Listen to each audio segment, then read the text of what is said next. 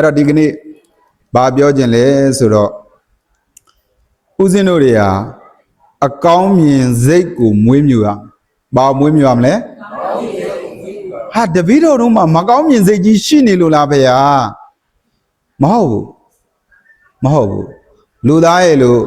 ဖြစ်လာပြီဆိုတာနဲ့ emotional လို့ခေါ်တဲ့စိတ်ခံစားမှုရှိလားမရှိလားအဲ့ဒီစိတ်ခံစားမှုတွေက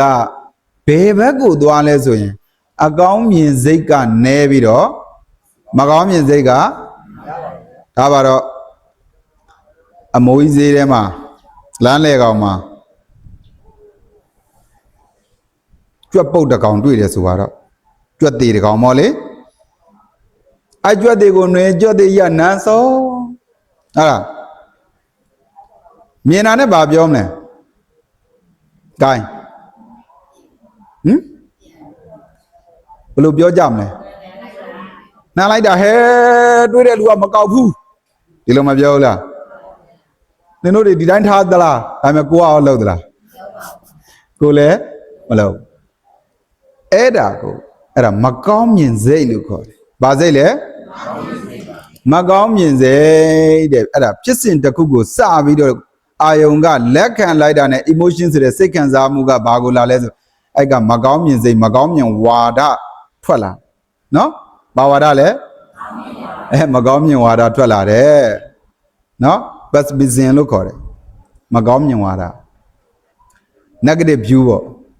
negative view နဲ့ negative thinking တွေလာတော့မှထပ်တွေးတော့မှမကောင်းတဲ့အတွေးတွေဘယ်လိုလူကမြတ်တမင်တကဒီနေရာမှာလာထားတာလဲဒါငါတို့ဈေးကိုတမင်တကရုပ်ကန်းအောင်လုပ်တာဘာညာတွေနဲ့ထပ်တွေးလို့မရဘူးလားအတွေးတွေနယ်ချက်ဝိတက်တွေများဒေါသတွေမပွားဘူးလားပွားတယ်ဘယ်ကစသွားတာလဲမကောင်းမြင်စိတ်ကစတာဒါဆိုလို့ရှိရင်ဦးဇင်းတို့ဟာအကောင်းမြင်စိတ်ကိုမွေးဖို့လိုလားမလိုလားလိုတယ်အကောင်းမြင်စိတ်ကိုမွေးဖို့လိုတယ်ဟိုမှာဗာရာဏသီပြည်မှာကြွက်သေးတကောင်ကိုတထေးကြီးတယောက်ကဆူလသစ္ထဆိုတဲ့တထေးကြီးကမြင်တော့အဲ့တထေးကြီးကလည်းပဲသူကဗေဒနက္ကတ်တွေတက်တယ်ပေါ့ဗျာ astrology တို့ astronomy တို့ဗေဒင်နဲ့နက္ခတ်နဲ့ကနက္ခတ်ကသိပ္ပံဗေဒင်ကဒီဘက်ကကိန်းကနန်းပညာဒါပေမဲ့အဲ့နှစ်ခုလုံးကဆက်တယ်နော်ဒါကြောင့်မလို့ဗေဒင်တွေကိုလည်းရမ်းပြီးတော့အပြစ်မပြောနဲ့အဲ့ဒီဆရာအဲ့ဒီတထေးကြီးကဗေဒင်တက်တဲ့အခါနက္ခတ်တွေလည်းကြည့်ပြီးတော့ဒီကြွက်တွေကိုအရင်ပြုပြီးတော့လှုပ်ရှားမဲ့သူရှိရင်တော့တေချာပေါက်တထေးဖြစ်မယ်လို့သူကတွက်ချက်လိုက်တာတဲ့ဖះဟောမှာပါတာကိုပြောနေတာဆူလာတစ္ထဇက်မှာကြွက်တွေကိုအရင်ပြုပြီးလှုပ်ရှားရင်ဘာဖြစ်မယ်တဲ့လဲသူရဲ့တွက်ချက်တဲ့အတွက်ဒါပေမဲ့ तू ကတော့တထေးဖြစ်တဲ့အတွက်ကြွက်တွေ तू ကတော့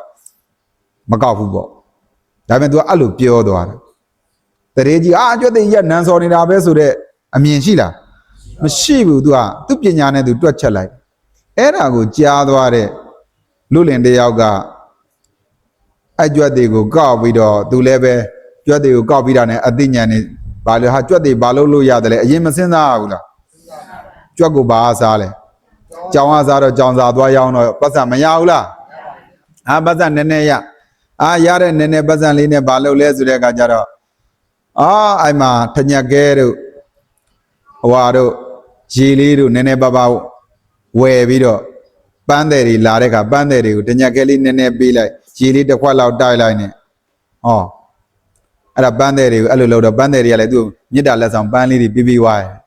တယ်ပေးတဲ့ပန်းလေးတွေနဲ့သူကပြန်ပြီးတော့မှရောင်းမရတဲ့ပတ်စံလေးနဲ့တခါထညက်ကဲတွေရေတွေထက်ဝဲနောက်နေအဲ့ပန်းကင်းတဲ့အထိသွားဟာကိုကြီးတွေမောနေပြီလားပန်းတွေခူးနေရတာမောနေပြီလားထပ်ပြီးတော့သွားတိုက်သွားကြွေဟိုကပန်းတွေထပ်မပေးဘူးလားပေးတဲ့ခါကျတော့သူပန်းတွေအများကြီးရတော့အဲ့ဒါသွားရောင်းပတ်စံမရဘူးလား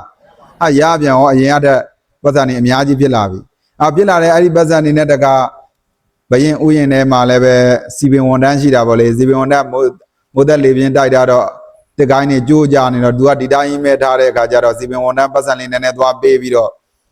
ခမရအိုက်တင်းနေကြုတ်ကိုပေးပါလားဆိုယူဝါဆိုတော့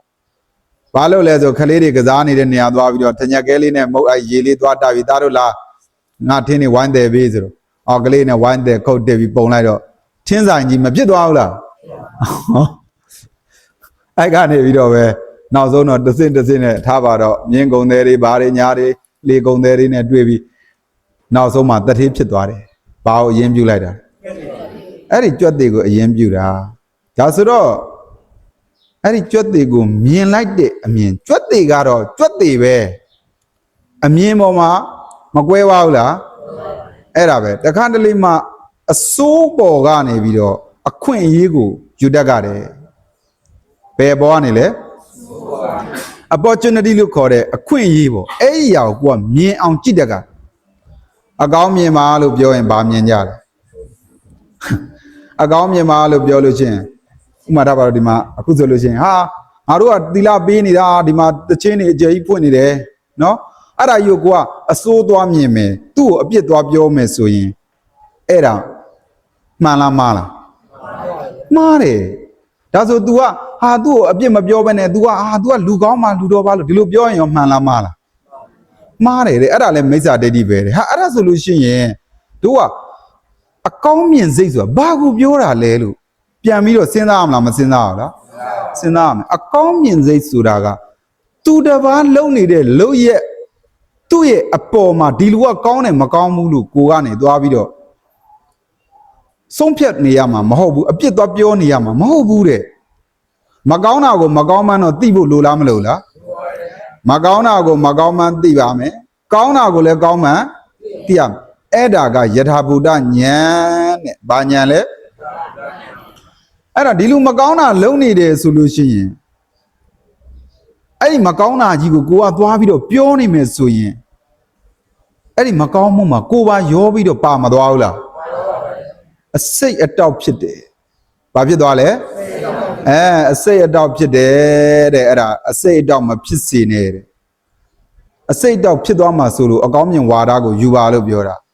သူများမကောင်းဘူးဆိုမကောင်းတဲ့လူကိုမကောင်းကြောင်းနေပဲလိုက်ပြောပြီးတော့သူ့ကိုပါလိုက်ပြောနေသူနဲ့ကိုယ်နဲ့ဇလန်းနေနောက်ဆုံးပြဿနာတွေရှင်းရမလားမရှင်းရဘူးလား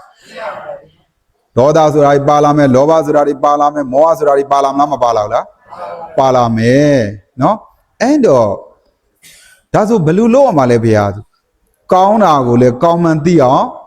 လုပ်ရမယ်မကောင်းတာကိုလည်းမကောင်းမှန်သိအောင်လုပ်ရမယ်အဲ့ဒါကယထာဘုဒ္ဓဉာဏ်ဟုတ်ပြီဒါပေမဲ့မကောင်းမှန်သိပြီးွားပြီဆိုလို့ရှိရင်လည်းပဲတဲ့ကိုယ့်ရဲ့စိတ်မှာအဲ့ဒီမကောင်းတဲ့လုပ်ရဲ့ပုံမှာလူတွေမပြောကြဘူးလားဟာတပ်ပိတ္တာကမ္မတကပြောတာကမ္မတကလို့ပြောတာပါကမ္မတကတာပါဠိရလေပါတယ်လေကမ္မတကတာသူကံနဲ့သူပါပဲလို့ပြောတာသူကံအတိုင်းပဲရှိစေတော့ပါတယ်လေအသူပြုတ်တဲ့ကံအတိုင်းပဲရှိစေတော့ဒါဟာသူကံပဲလို့အဲ့လိုမျိုးဥပက္ခပြုတ်လိုက်တာအဲ့ဒါကိုတဗ္ဗေတ္တာကမ္မတကလို့ပြောတာတကယ်ပါဠိအဓိပ္ပာယ်ကတဗ္ဗေတ္တာကမ္မတကတာဟုတ်ရဲ့လားဒါပေမဲ့ပြောမြဲတိုင်းပြောပါဘာမှမဖြစ်ဘူးသိရမယ်အတိကသူကံနဲ့သူပဲဗါတယ်လေ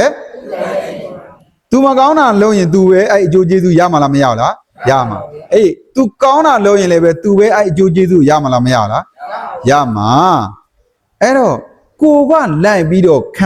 ခံစားနေတာမျိုးလုပ်เสียလိုလားမလိုဘူးလားကိုစိတ်မှာအဲ့ဒီအရာကိုနော်ကောင်းတာဆိုလို့ရှိရင်လည်းပဲကောင်းတဲ့အရာလေးကိုယူပြီးတော့ကိုယ်စိတ်မှာကိုယ်တန်တန်မှာကိုယ့်ဘက်ကိုပြန်ကြည့်ရမယ်တဲ့အဲ့ဒါယောနိသောမနတိကာရတဲ့နှလုံးသွင်းမှန်တယ်လို့ခေါ်တယ်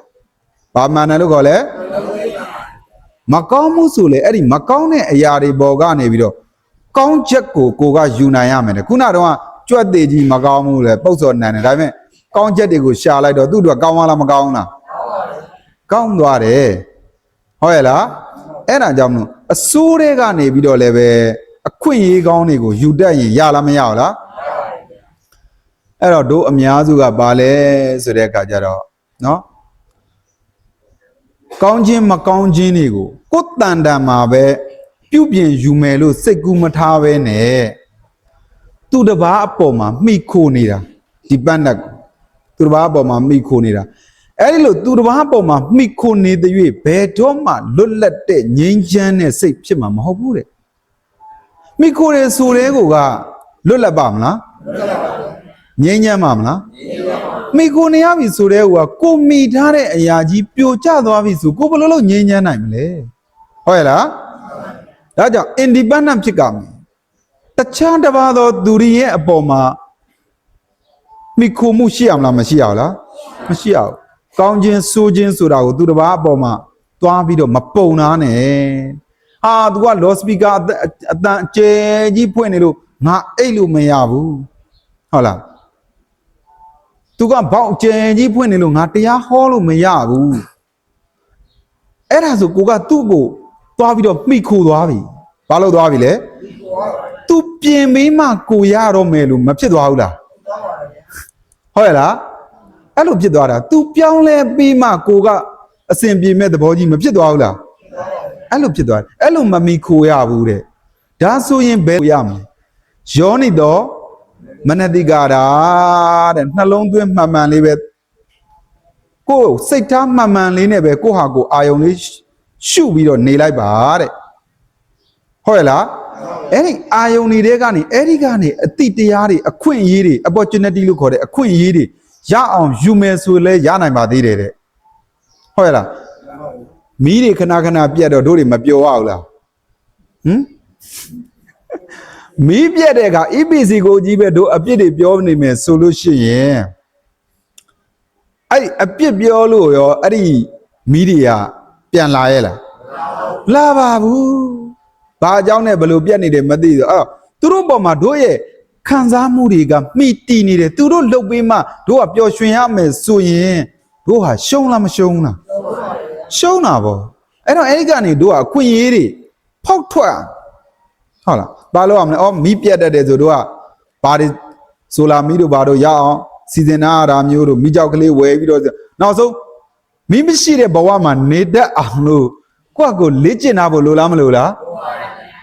ဒါပဲလေအဲ့ဒါဆိုအဲ့ဒီလူတွေရဲ့အပေါ်မှာတို့ကမိခိုနေတာရှိသေးလားလာတော့လဲလာပေါ့ကွာမလာတော့လဲတို့ကအေးစေးပဲဆိုစိတ်သက်သာရမရဘူးလားအဲ့လိုမှမဟုတ်ပဲနဲ့သွားပြီးတော့EPC အမောင်ကျနေတဲ့နိုင်ငံကြီးမှာတို့တွေနေပါတယ်တို့ဘာလို့ညာတို့ line မှာသွားတင်တော့အဲ့လိုစာရေးပြီးတင်တဲ့ကိုယ့်ရဲ့နှလုံးသားလေးကဖြူစင်နေသလားဟုတ်လားမဲညစ်နေသလားမဲညစ်နေရတာတင်လိုက်ရတဲ့ရင်ဘတ်ထဲမှာငိုတန်းနေအတန်နေမပါဘူးလားအဲ့ဒါဘာလဲဆိုတော့ toxic ဖြစ်သွားတာသူ့ရဲ့မကောင်းမှုအဲ့ဒီအရာကိုအခြေခံပြီးတော့ကိုယ့်ဘက်မှာအစိတ်အတောက်ဖြစ်သွားတာဘာဖြစ်သွားတာလဲဒေါသဆိုတဲ့အစိတ်အတောက်ဖြစ်သွားတယ်လောဘဆိုတဲ့အစိတ်အတောက်ဖြစ်သွားတယ်မောဟဆိုတဲ့အစိတ်အတောက်တွေမဖြစ်ဘူးလားဖြစ်သွားတယ်အဲ့တော့